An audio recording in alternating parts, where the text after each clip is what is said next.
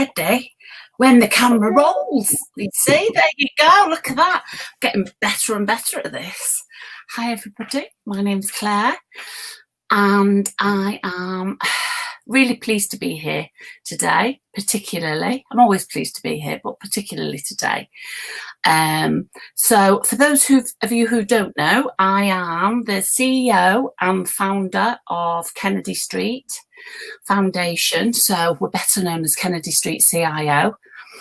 And we're a Brighton-based charity that's got recovery at its heart, really. We're really passionate about recovery. Both Kev and myself are in recovery, and we've been in long-term recovery for 22 years now. I know I don't look that old. That's what you're thinking, I know. And it's an absolute honour and privilege to be here. Our hope is that we can use our platform to spread the message of hope and to help those of you out there who might be struggling, or you might have a loved one who's struggling. We want to bring some amazing stories of transformation to our platform to inspire you guys out there. And today we have an amazing young man with us called Jay, lovely Jay, in sunny Scotland. And yeah, he's going to introduce himself in a little while and give us a little bit more of his story. But what I will do at this point is I will introduce my very handsome husband, who's wedged on our bed, looking ever so humble about that compliment. Over to you, Kevin Bear. Oh, hello, everybody. I'm Kevin Kennedy. If you need to put a face to the dulcet tones, I used to play Curly Watson Coronation Street for many years. I'm not in my normal situation today, which is in my little room with my guitars and everything, because unfortunately our boiler packed up, which is in the process of being fixed as I speak. So I've been relegated to the only warmish room in the house, the bedroom. So I'm here, which is nice. It's very comfortable.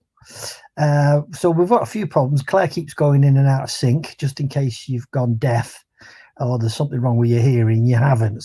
But she's back in again, but she might go in and out and in and out and in and out. So today we're going to be speaking to a young man called Jay, who's from Scotland, about cocaine and Cocaine Anonymous.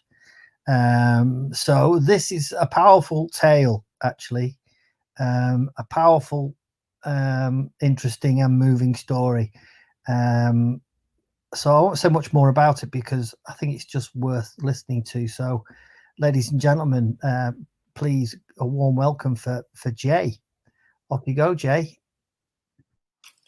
Thank you, Kevin, and thank you, Claire. Thanks, Claire, for asking me. And you asked me before if I was nervous, and I wasn't. And then I seen that live button in the corner, and it ran over me. But I'm grateful to be here. Thanks to the both of you for the work that you're doing, and getting the message out to people, man. It's fantastic, and that was what was asked of me when I came into the doors. Is if you manage to get through this program successfully, just make sure that you stick around, you pass it on to other people, which is why I jumped at the chance today to, get a message out there of hope, and that it's possible to do it, because believe it or not, I was hopeless. I didn't have any hope, my life was going nowhere. But yeah, I can only share today in my experience, what happened to me. And if you're out there and you're struggling, you're listening to this, so like Kevin said, if you're just a family member of someone that's struggling, there's ways and there's means out there, through 12-step fellowships.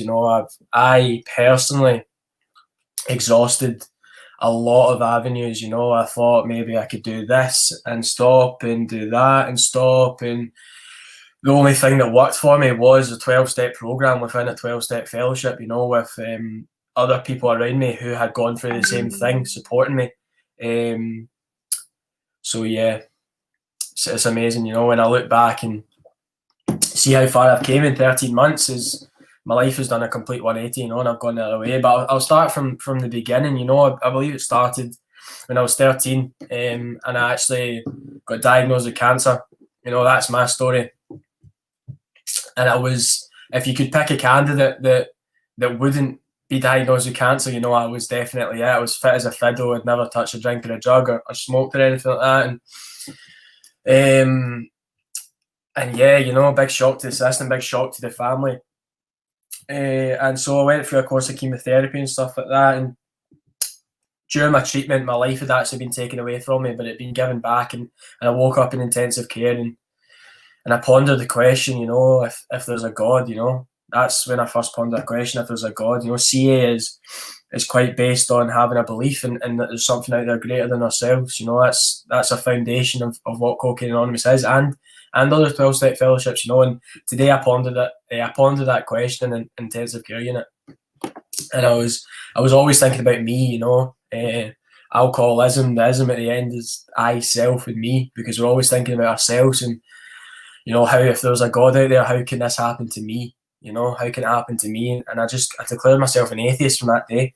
But anyway, I came into remission, and I went back to school and stuff like that at 14. And, you know, I suffered from a superior complex, you know, that you can come in and you can feel worse than people, you know, all the time. But I had that superior, you know, I always felt better than, you know, which I learn all these words, you know, when I come into the doors. You know, I'm not I've never been more aware of myself, you know, than when I come in and do a 12-step program and see the truth in things. But, you know, I always thought I was better than someone, and I was getting treated like it as well, you know, because people looked up to me as this, I don't know, you know, I just cleared cancer. It's not been seen, you know, and I was standing in school still looking like a patient, you know, and people were intimidated by that. I just, you know, I jumped on top of it and I started acting like I thought I should be, which, you know, sooner or later I start hanging around with people I shouldn't be hanging around with, you know, and I tried the first drug that I said I'd never ever try, which was marijuana, you know, and I thought I came into Cocaine Anonymous on the back of a cocaine problem. But when I come into Cocaine Anonymous, it tells me that I suffer from a threefold illness, you know, and it's the mental obsession partnered with an allergy of the body, and then all that's crowned with a spiritual malady, you know, being maladjusted to life, which I certainly was. And when I come in and I think I've got a cocaine problem, I get told about this disease, you know, because there's no doubt in my mind it's a disease. It's a killer disease, you know, it kills thousands of people a year. There's no doubt in my mind. And from the first joint I ever tried, smoked marijuana for 5 years every day after that. You know, my life wasn't unmanageable, and I could still function and stuff like that. But the addiction had me from the first drug that I had, you know, and they're set off 7 years of going out at the weekend, going out on the Friday night and coming home on the Sunday night and stuff like that. You know, you guys will know the story. But again, my life's not unmanageable, so I don't know what's wrong with me, because it's not got sore enough yet, you know, to be able to become willing to be able to do something about it. You need to hit a rock bottom, you know. And so the last circumstance, you know, I had to break. I was working Monday to Friday, and I was going out the weekend. You know, the weekend was wrote off, and I was going out Monday, Friday. Working Monday, Friday, and the Monday and the Tuesday is full of fear from the weekend, because I'd always black out. You know, every weekend without fail, you know, I'd wake up on the Monday morning and I've mailed about 40 women. And I say on the Monday, I'm never doing that again. You know, there's no chance I'm doing that again. Full of the fear, not knowing what I said and not knowing what I did. You know, people text me, "Oh, you were so funny," and I'm just rippled with the fear, like didn't have a clue what they were talking about. You know, Tuesday started to wear off a wee bit, but I'm still feeling bad. You know, I'm still never doing it again. And on the Wednesday, the group chat's talking about plans for the weekend coming ahead, and boof, the mental obsession takes over. It totally forgets the pain, the fear of 2 days ago, and it's concentrating. It's a mental obsession because it's obsessed about drinking and drugs and the next fix that I'm going to get, you know. And as soon as I put that first pint of the weekend into my body, I've set off the allergy, you know, which means that I can never ever overcome this craving that I've got, you know, no matter how much I put into myself. And I always thought it was the last one, you know. It turns out it was the first.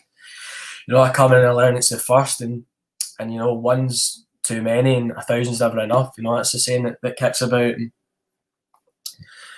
So yeah, the last circumstance I had to break was to use in work. You know, I didn't use in work, and my self power allowed me to do that for a certain time. You know, until it was too late, and I crossed that barrier, and it was cocaine I took into my work. I worked in hospitality, and I was hungover one day. And my best pal at the time was a drug dealer, cocaine, and got it off with no bother. Went into work. You know, this will take away my hangover. And I'll go through the day, you know, and it did. It took away my hangover, no doubt about it. I was in hospitality, and I was every table, you know, on form, boom, boom.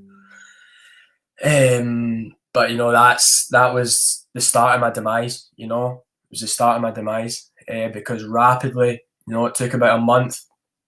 It took a month for me to be using daily. You know, waking up in the morning, skipping breakfast because I had to have that fix. You know. But the night before that, I'm sniffing in the morning, I'm wanting to kill myself.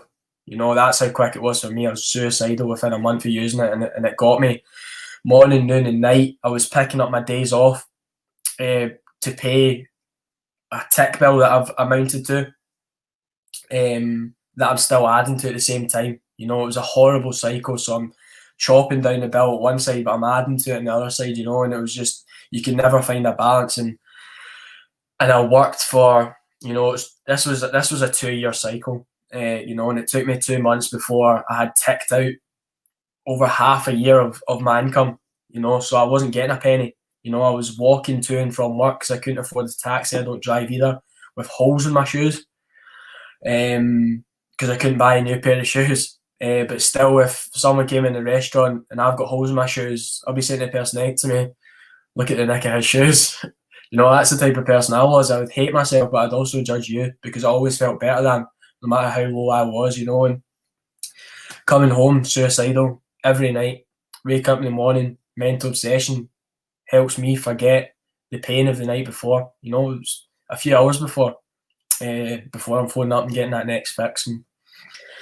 And I felt like I couldn't speak to anyone. You know, if there's anyone out there that's in the position and they're just listening and they're burst and they feel like they're the only person going through this, you know, I've been there. You know, I felt like I was the only person out of 7 billion people in the world that's gone through this situation, you know, and I felt like I couldn't speak to anyone about it, you know, and it just was not the case. Came to the final day, and the final day of my using, I had enough, you know, I felt horrible. And I was going to end my life. That's where it took me, you know, as again, I self me, you know, I'll be better definitely without having me around, you know, without having to carry this burden around, because I can't speak to anyone. And my mum will be better, my brother will be better, my sister will be better. I'm not serving my work even, my work will be better, you know, everyone will be better without me here. You know, that's the way I felt. And again, I can see it today to be selfish, you know, it really was a selfish move. But again, when you're deep inside it, seems like the right thing to do, you know. And I stayed behind work that night, plucking up the courage to go home and do it. You know, I had the plan of action, but I was, at this point, I was scared to live, but I was also scared to die. You know, I sat behind work for a good few hours, and I was plucking up the courage to go home and to do it. And divine intervention, you know, at 1 a.m, I got a phone call. You know, I've not had a phone call at 1 a.m. before, and I've certainly not had one since. 1 a.m, one of my good pals, still my good pal today, phoned me. Didn't even get a chance to say hello, you know, and absolutely everything came out, you know. Divine intervention for me. Today I can see I've got a higher power in my life, that my higher power is looking out for me, you know. That was on the 15th of November 2019. My pal came and see me the next day, you know, he says, go home, get through the night. I don't care how you get through the night, you know, just do it, get through the night, come and see you tomorrow. And that's what he did. And he took me to a pharmacist. And by this point, I've admitted my full story, you know, there's no turning back on it. He wasn't going to let it go, which I'm grateful for, of course. And I was in this position to be honest about all my affairs, because I had no other choice. You know, I'd exhausted every other avenue. I had no other choice but to be honest. He took me to a pharmacist, and the pharmacist took me into a consultation room, and I was totally honest. I had the window of opportunity, what they talk about, you know, when because as a drug addict, you know, I was being honest was just not part of my persona. You know, I'd walk into my friend's house and told him that I'd slipped in his driveway when I hadn't, just to get a laugh out of him, just totally insane, making up lies left, right, and centre, and didn't have the capacity to be honest to anyone. And the pharmacist says, "All right, wait here for 2 seconds," and he comes back and he brings back a poster that says Cocaine Anonymous. On the poster was a meeting for the next day. I got honest about my situation. My friend came and seen me the next day. I get shown a poster and that meeting's the next day. If that's not a power greater than myself, it's not coincidence for me today. There's no such thing as coincidence in my life today. If that's not clear evidence for me, something is out there looking after me, then it's just never more evident, when I start going through this program and I start learning what the stuff is about. So I go to this meeting and I'm a total shell of a boy, I'm thousands and thousands of pounds in debt, skin and bone, and I would tell you I'm a confident person, but inside, my self-esteem is shattered. As a lot of us addicts suffer with low self-esteem and an overinflated ego, and I couldn't fit my head in the door, but inside I was broken, and I thought and I felt nothing about myself, but I wasn't aware of that. I had low self-esteem, but my overinflated ego would tell you that there's no chance my self-esteem was low. And I come to this meeting and get greeted by the door of people hugging me. It's a trademark of any fellowship is, you go and you get cuddles, and I've definitely missed that over the lockdown. The live meetings are opening up again, but it's elbow bumps, and it's just not the same. You can't beat a good old cuddle, from a fellow addict, and cuddles, how you doing, and getting me out of my shell, and it was important. It was important because the first couple of weeks I was so broken that my ears weren't open to listening. I was so scared of going back out that I just knew that I had to get to these meetings, I had to get to these meetings, and I did, and my ears started opening out. And when you go to Cocaine Anonymous or you go to Alcoholics Anonymous, Narcotics Anonymous, I go to Cocaine Anonymous, but there's plenty of fellowships out there, that offer the same solution, whatever works best for you personally, just get to a 12-step fellowship is my opinion. It doesn't really matter what one. And Cocaine Anonymous suited me because I had the cocaine problem, but it deals with any mind altering substance, and when I come in and I start learning about my addiction, it's anything I put in my body, marijuana, coke, MDMA, alcohol. I use it addictively, I'm an addict who drinks alcoholically, there's no doubt about it in my mind. It just so happened to be that cocaine was the one that brought me to my knees. So my ears start cleaning out and I start getting to meetings. The people at my first meeting started, they basically were my lifeboat. They all of them joined together with my lifeboat, and they were holding me up. They were getting me to meetings and stuff like that, and so grateful for it. And my ears started cleaning out, and you hear suggestions. Suggestions which you need to take as subtle commands. If you're really here and you really want a fighting chance at being sober, because it's total abstinence,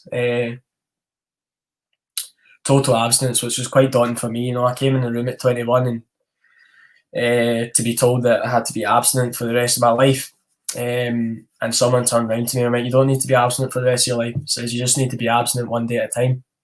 And I was like, wow. I was like, I can do that, one day at a time. I think I can do that, and that's what I've done. I woke up in the morning and I just concentrated on the day ahead of me. They say yesterday's history and tomorrow's a mystery, and the present is a gift, so we try to keep it in the present and just live for the moment, because you can't change yesterday, and if you're thinking about the future, then you're going to cause yourself anxiety. Just live in the moment and be grateful and at peace with where we are in this moment. So I thought, yeah, one day at a time, I can do that. I really can do that, and that's what I've done for not all the time. Nobody's perfect. Sometimes I can make mistakes. Of course, we all can, but one day at a time. So get up in the morning, concentrate. How can I be of service to people today? Just today. And that's what I try and do, So get to as many meetings as possible was the first suggestion. said join a group. You know, the first meeting that I went to, I joined it there and then. You know, because I didn't want to go back out the door. You know, to that horrible existence. You know, I hit my rock bottom. You know, like I told you, and I definitely know that there's. All I've done is I've put the shovel down. You know, I've dug my hole and I've put the shovel down and I've stopped digging. I know I can go back and grab that shovel at any time. You know, if I get complacent and stop doing the stuff that I need to do. Join a group. You know, I joined a group.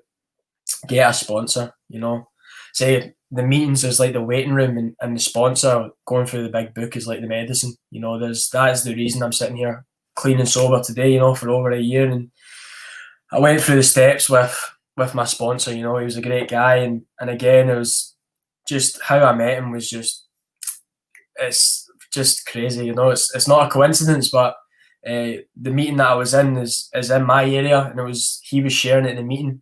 It was his first time in that area, you know, and he's 26. You know, I just crazy things like that, you know, and he was putting my path, and I'm grateful for it. You know, he's a best friend today, you know, and a sponsor. He's taught me the meaning of true friendship. So get a sponsor, and I start going through this book, and I start learning more and more about alcoholism and the disease and a higher power and stuff like that in the first 4 chapters, and it's amazing, man. It really is. That book is. I said, you know, nobody's perfect, but see, to be fair, that book is pretty perfect. You know, if you identify yourself as an addict and alcoholic, you know, I suggest that you get to a 12-step fellowship. You know, you get a big book of Alcoholics Anonymous and just have a read at the first few chapters. You know, and see if you identify and stuff like that. And yeah, you know, so sponsor asked me before we start going through the program, you know, like I said at the start, if you get this, you know, if you end up going from step 1 to 12, all I ask is that you continue to go to meetings and you continue to carry a message. And if someone asks you to sponsor them, you know, if you can do it, to do it, you know, and that's what I've done since. And I've had the blessings of taking people through the program. You know, I've had the blessings of sharing many times in meetings and just being total overwhelmed and electrified just off the fellowship itself. You know, it's in the book of Alcoholics Anonymous, you know, it says it's a fellowship full, it's indescribably wonderful, you know, beautiful. You know, that's a word that is in my vocabulary these days. You know, that might have been in my vocabulary before, but you know, not in any nice ways. You know, it would be degrading a woman or something like that. Today, it's beautiful is in my vocabulary, and I say it on a daily basis, you know, and it means to be connected to life, you know, to think that this stuff is just so beautiful. Because today, you know, I can see the truth in the matters, you know, I can see the truth between black and white. I know what's right and I know what's wrong, and you know, it's just a brilliant place to be from the place that I was in, and you know, I've not really shared about any of the bad stuff I've done during my using. You know, I don't feel like I need to, you know, but you know, I was a dirty wronging, as we say in Scotland, a dirty wronging. You know, I'd done some horrible things, and going through this program, I was able to approach certain people, making amends for that, you know, for the times that I've done wrong, and you know, own my part in it, and some beautiful experiences have come up due to this fact. You know, I'm so grateful to have this opportunity to being as hopeless to going to take my life now to feeling like my life ahead of me is worth living is a massive step to take, you know, and I'm so grateful for the opportunity to work this stuff, you know, and it cost me £10, you know, the book cost £10 and it gave me my life back, you know, £10 to have my life back. You know, I'm taking that any day of the week, you know. So if there's anyone out there struggling, you know, and I've been where you've been, you know, and there's thousands and thousands of other people who have as well. You know, if you feel like you're alone, if the only thing that's stopping you is speaking to someone because you feel like you're the only person, you know, just do it. You know, I know you'll be full of fear and stuff like that because it's scary, you know, to admit maybe if you have a problem, because it was for me. I felt like I couldn't talk to anyone, but talking to that boy that night saved my life, and quite possibly it could save yours too, you know, so I couldn't recommend it enough. So I'm sort of drying up, you know, but That's amazing. you know, Honestly, amazing. Thank you again for asking me. You know, it's been a pleasure. To say you're an inspiration would be an understatement, Jay. I just want to thank you from the bottom of my heart for for just being so honest, really. It's an honour and a privilege to hear you. And what a great sort of mission to tell. What a great story to tell, you know, a real story of hope. So for those that are out there struggling, you know, and there isn't ever, you know, what I love about you, Jay, is that you know, you've come, you've shared your experience, strength, and hope with us, and you're a young man. You know, I often meet young people, that their war cry is, "I'm too young for this." You know, it's not. I can't imagine a life without drink, drugs, you know, and all of the other things. So I do take my hat off to you. You know, there isn't an age limit on this stuff. Yeah. I think when you've had enough, you've had enough. And like you so eloquently put, you know, sadly, but fortunately, it does take the gift of desperation to bring us to our knees, for us to be able to do that real bold thing and ask for help, because it is almost like an impossible situation to be in, because you've got the addiction in your head telling you you don't ask for it, you don't ask for help, you don't need nobody, you just need me, and it corners you. And what you did was, you know, the real Jay stepped in and asked for help, and you know, thanks God for that friend of yours, and thanks God for that pharmacist, and you know, thanks God for Cocaine Anonymous, you know, being out there, sharing them posters, man. I love the fact that the pharmacist had a poster in his chemist. That's just absolutely fabulous. So I want to thank you. I've got loads of questions I want to ask you, but I'm just gonna hand over to Kev so he can tell you how wonderful you are. Thank you, Jay. That was a real tale. That was moving and gripping. You know, I was listening to every word. I wanted to know what happened next, and you're absolutely glowing with the fellowship. I can tell. You know, you've embraced it. You're a perfect advert for this, especially as Claire mentioned, because you're so young, and you know you've cheated death twice, really. And your enthusiasm is catching, and I think what you've said is going to be so helpful to a lot of people out there. And it's a stunning story, and very humbling, and I'm so grateful to you. We've had a lot of really good people on here who've had good tales, but that is up there, you know, because your message is very, very important. I do want to know, though, now what's your life like now? Did you manage to get out of debt? Did you retain your job? Was it difficult making your amends? And for those who don't know what amends are, it's basically going around sorting out all the problems that you've caused with other people in the past. It's a part of what we do in the fellowship, and part of what the big book tells us to do.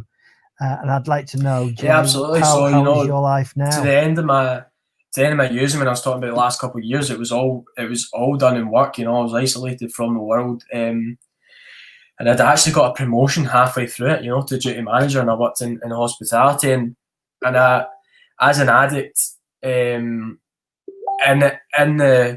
the motions, you know, you feel trapped. You know, you don't really feel you can go anywhere else. And I was in a job where I'd just been promoted, you know, and people like my family and stuff like that, how are you getting on at your job? And it was just sort of saving face, you know, and telling them, yeah, everything's good, you know, and it wasn't really something that I wanted to do as a career, but I felt like I'd exhausted didn't get any grades in school, you know. I tried the college route, and I'd always blame education for not working for me when it was always me, you know. And so I came into recovery, I got a clear head, was able to see, you know what, I was the problem. Education wasn't the problem. Ended up parting ways with that job, you know, in a hotel, and since then, basically started my life again this year, you know, and I'm going back to college to do. In college, you know, I had a lecture this morning. I've got a lecture in the afternoon. It's all on Zoom, unfortunately, but you know, needs be.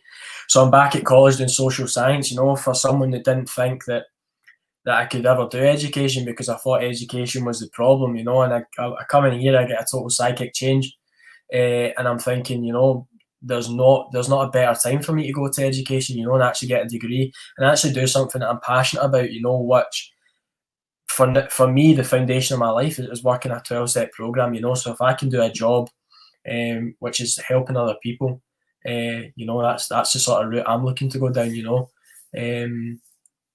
Responsible in a job, part-time job in Morrison's, you know, that's where I work now, which is ideal for me. So, you know, today my life is so simple. It's education and a part-time job, you know, but it's everything, you know, it's everything for me.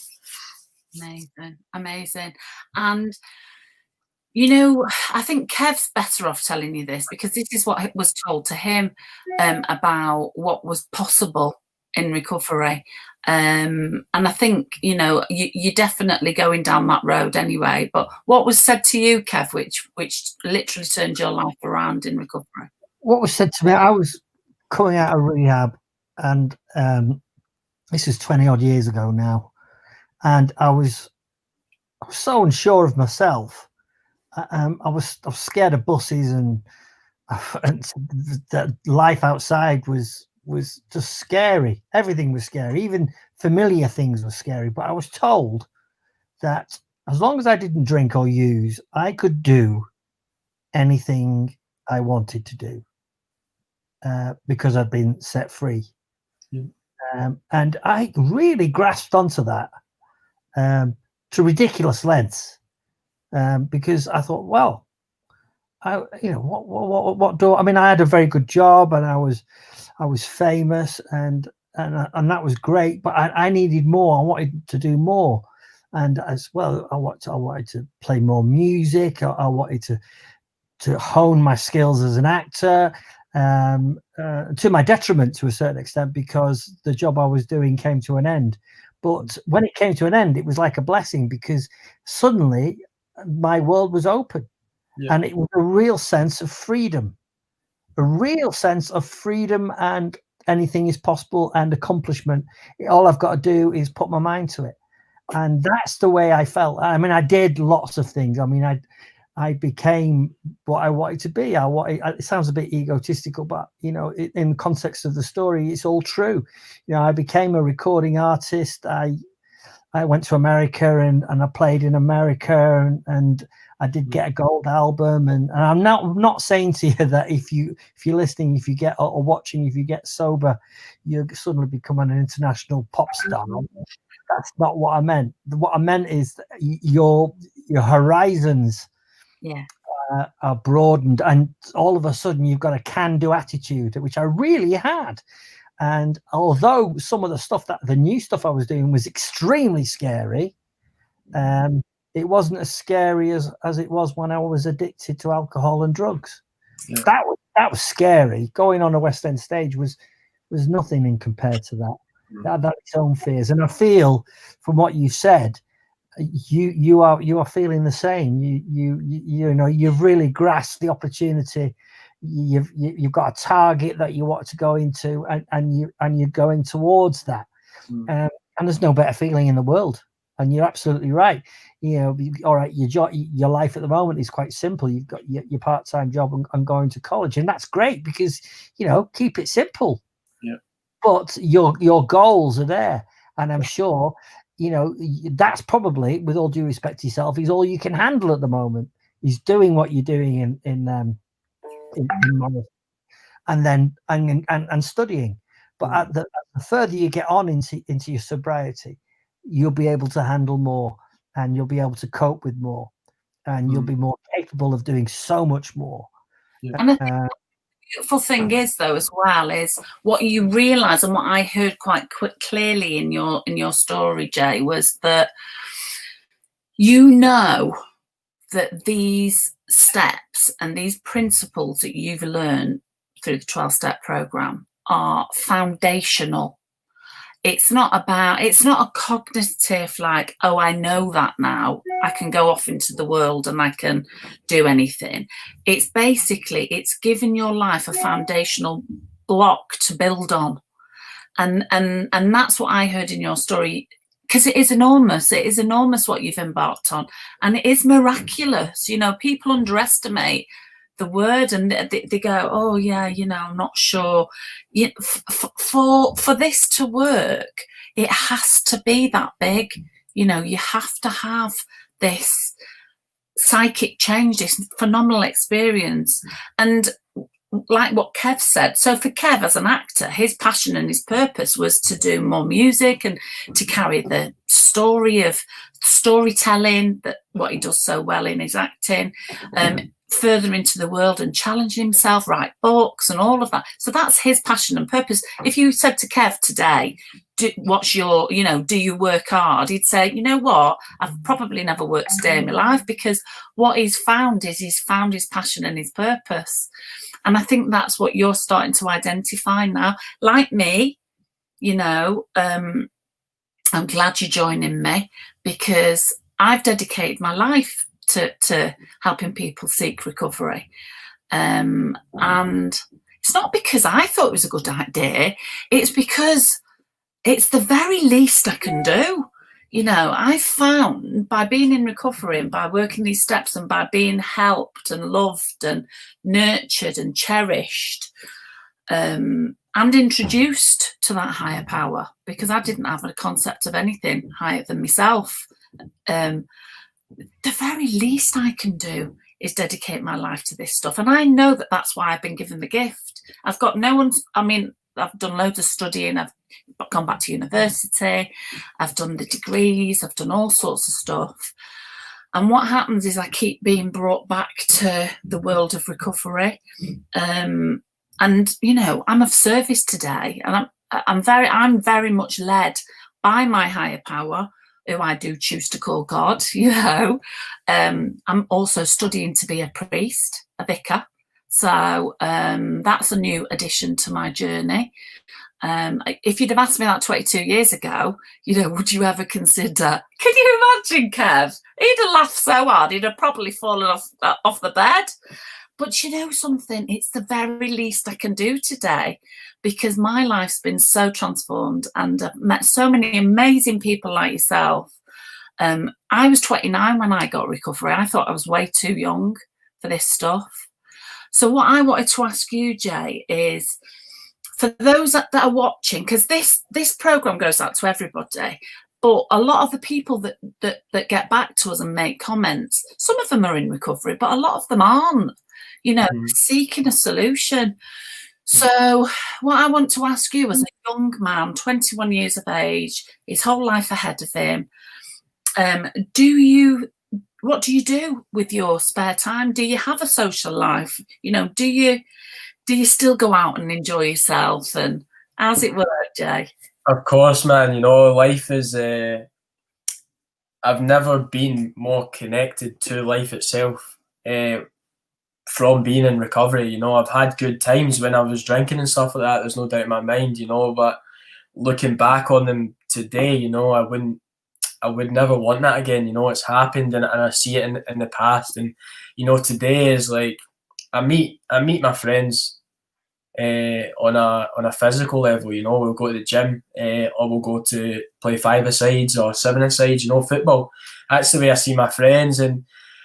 And you know, a big part for me in my journey was right at the start, when I stopped reaching out to my friends that I would see all the time because we were drinking and stuff like that, and there was not really any contact back.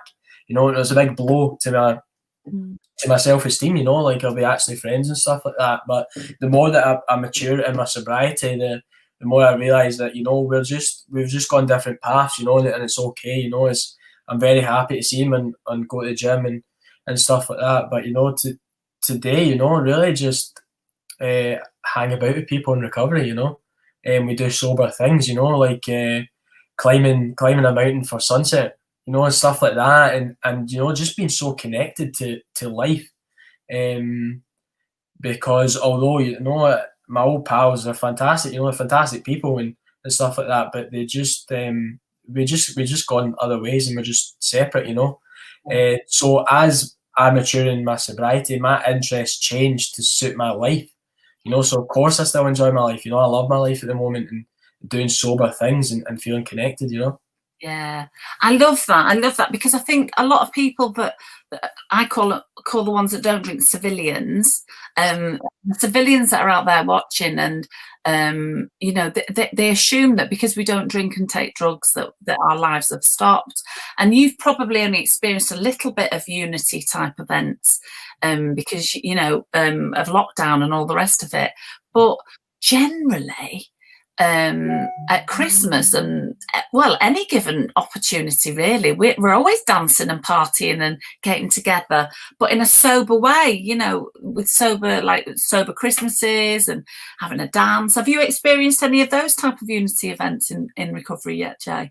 I have not. You know, I was supposed to go and share at a UK convention this year in November, but of course it was in Blackpool for Cocaine Anonymous, but it's got postponed till next year. So I've not actually been to a Unity event yet. You know, and we were hoping as public information to host one at the Arches in Glasgow next year. You know, but it's all been tossed up in the air because of lockdown. You know, it's unfortunate circumstances, but you know, lockdown for me has been amazing.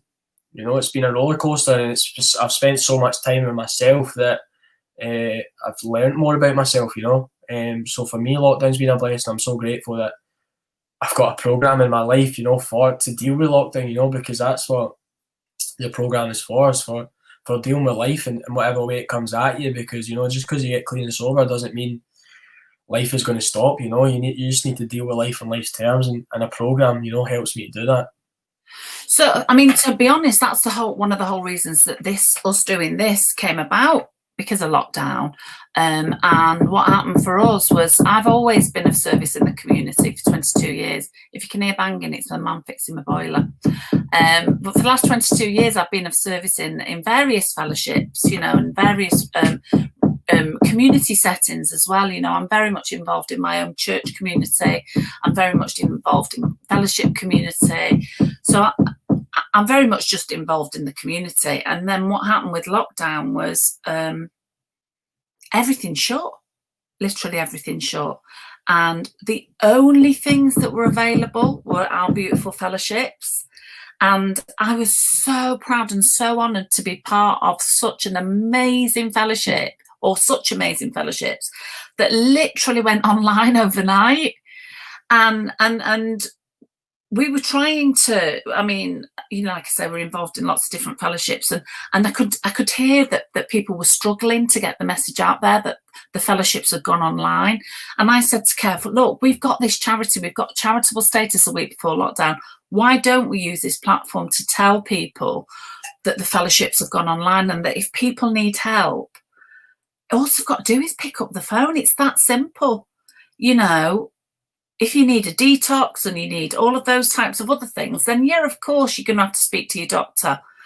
But meanwhile, get in contact with these people. They're there, they're online, they can, and that's what we've been doing for the last 9 months, is literally connecting people to CA, to AA, to Al-Anon for family members, for Co-Anon, for family members of Cocaine Anonymous, Famanon, NA, Gamblers Anonymous as well. We've had a lot of people ringing up with gambling addictions. And to be honest, because of lockdown, we've never had a bigger impact, because it's so much easier. I can integrate at least 12 people a day into a recovery process all over the country because of Zoom and because of these platforms that we've got. So, you know, like you, I've utilised this time wisely, or I've done what's been put in front of me, basically, and done what I believed needed to be done. So, yeah. How was your? I mean, obviously, I should imagine they're very pleased. But you touched on it about your friends. But how are your family reacting to you? Did they know about your problem? Did they suspect? And how are they with you now? How did they react to all this? So with the family, you know, I'm quite a black sheep. You know, I would used to say that in my family, because you know, I'm the only one that took a path of drink or drugs. You know, my family themselves are, you know, it's alcohol which is legal, and they can put the cap back on the bottle. You know, and so I took a different path, and so I was using stuff around the house, and they just weren't aware because they're not aware of the scene, you know, so they didn't know what was going on. They just thought I had depression, you know, and I would go to the doctors and to please them and say, oh, I'm depressed and stuff like that, you know, and I was definitely depressed, you know. I didn't have depression, you know. I was using cocaine on a daily basis. It was my problem, and you know, finally I came to Cocaine Anonymous, and the only thing that I could do was to get honest, you know, and just say, listen, because I'm in the doors, and like I said, I had that window of opportunity, and I got honest with my mum, and it was a relief, you know, such a relief for the family to have an explanation of what I've been doing for the past 2 years, because I didn't speak to any of them for 2 years. We all lived in the same house, you know, so it was such a relief for my mum to know that, you know, and it took me a year to speak to my sister, because like I said, I'd done her a really bad one. Such a relief for her as well, you know, to see that, you know, I was a year gone, you know, I was committed to it, and was able to, by this time, express myself in such a manner that was convincing, you know, because it was the truth that I was telling, you know, instead of telling lies. And you know, I've had beautiful experiences with my family, you know, within being in the fellowship. You know, my mum came to my 90-day share. You know, she was in a packed room full of cocaine addicts and stuff like that, getting hugs, and, you know, beautiful. And I was able to tell her the ins and outs of my story, you know, from start to finish, because I knew I had to carry a message that night, you know, and there's no better way to do it. And, you know, I had her in tears, you know, which was just beautiful for me. And then, you know, my year birthday, I have a card from my mum, my brother, and my sister, and they've all wrote a message in it, you know, and they had me crying. You know, my brother is someone that doesn't open up emotionally, you know, and on this card, you know, was just it was so emotional to see, you know, my brother being able to open up, and that's all through me now being here emotionally connected, you know, here on an emotional level instead of not being here at all. So for me, within the family, it's been amazing. You know, listen, it's not been perfect, because sometimes I have bad days, and I can be quite introverted, you know, but we're human beings, you know, we're never going to be perfect. What makes us perfect is that we're imperfect, you know, so, you know, it's not perfect all the time, but I've got my family back due to this, you know, and yeah, it's an amazing process, you know, that we've been through. Oh, beautiful. You've got some lovely messages here. Felice Jacob says, Jay, you're amazing. I'm very proud of you. Johnny Davis. That's my mum. Is that your mum? Yeah. Oh, Hi, Mum. Hello, Mum. Hey, Johnny Davis, well done, Jay. Great to hear you. Frankie Toner, best thing I ever did was ask for help. Joanna Laura, so proud of you, Jay. Sam Hughes, you really are amazing, Jay. And I have to echo all that. I think you're amazing, Jay. yeah. I think you're brilliant. You're doing brilliantly. I think you're very brave. You've come on and you've given your story, and please believe me when I tell you that people will listen to this, and people will benefit from your experience. So it's been a pleasure, mate. Absolute pleasure. Thank you very much. Yeah, and I want you to know, Jay, before we go, I mean, first of all, I want your mum to know I love her. I love you, Felice. I think you're amazing too. But I love you from the bottom of my heart, Jay. I think you're an amazing young man. And please know that you've got Recovery Family now in Brighton. Absolutely. So if ever you pass in, you know, we'll have a roast dinner on the table for you. You've now extended your family, Felice. So now we've gone as far south as you can go. So and it is an honour and a privilege to be to meet you, and to know that you are part of my recovery family too, because like you said in your little bio that you sent me, you know, there's hundreds of thousands of people in Cocaine Anonymous worldwide. We're a worldwide fellowship. Kevin and I have been to meetings all over the world. Barbados, Mexico. We had some funny stories to tell you about Mexico. We'll tell you next time. Just literally all over the world, we've met some amazing people. Honestly, truly amazing people. And we've had total strangers pick us up from airports, but they're part of our family. You know what I mean? That's how much we love one another. Because what happens, Jen, you know this, is we connect on a heart level.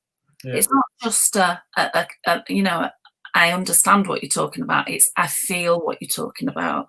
Absolutely. So it's an absolute honour and a privilege to and I'm sure once this lockdown's finished, you're going to be hot footing it over to Brighton to do one of our conventions. Yeah, sounds good to me. Oh yeah, and honestly, we've loved having you. And before we go, I know Cocaine Anonymous in Scotland is it all over Scotland, or is it just in certain parts? It's not reached places yet, but you know, I don't work for, you know, I volunteer for the Public Information Committee, you know, who tries to get the message to anywhere that's not got it, you know. So you best believe that we're working on places that don't have it. You know, and we've just launched a responders program, you know. So if someone phones the helpline, they tell them what area they're from. The helpline coordinator will see if there's a responder in the area or closest to, and get them linked up with someone, you know. So anywhere you are in Scotland, you know, give the helpline a phone, and hopefully there's a responder near you that can come and meet you. And absolutely, I second that completely. And the great thing is the thing is now is with lockdown and with Zoom, we can virtually go to meetings with people. So like when I've signposted people to Cocaine Anonymous, they've connected them to a responder, and within nanoseconds you can be speaking to somebody like this. Yeah. And it's not in person, it's not perfect, but do you know what? The amount of people that have got recovery because of lockdown, it is. Yeah. There would have been people that maybe wouldn't have made the doors, you know, because they're sitting at home, and maybe their addiction's becoming more visible to them as well, to their families, and you can attend a meeting in the comfort of your own home without having the fear of meeting people face to face, you know. So it's definitely been a blessing, you know, 100%. Yeah, brilliant. So for anybody who's out there, you know, just reach out. Just take that leap, really. What have you got to lose? Is what was said to me is what have you got to lose? You've got everything to gain. Couple more. David Nadell here's just saying, love you, wee man, well done. That's beautiful. There's some lovely comments coming in, and what we'll do is we'll continue to share this. And we'll ask anybody who's commented, or anybody who watches this, to continue to share this, because it's and what we're using is the hashtag CA Scotland. Okay. So we can just highlight further, you know, for those people that are still suffering, that there is hope, and that also got to do is reach out and ask for help, and you guys will be there. So yeah, thank you so much, Jay. I'm completely excited for your future. I'm really excited for your future, and I look forward to meeting you in person. Yeah, absolutely, man. I'll just thank you guys for the work that you guys are doing, man. It seems to be an amazing platform, you know, to share a message of we can, you know, that we can do this, you know, together. So I'll thank you guys for having me on. It's been a pleasure. It's been a pleasure. An absolute privilege. Lots of love to you, and lots of love to your family and your friends who are watching. All right, God bless. Bye. Nice to meet you, Jay. Thank you.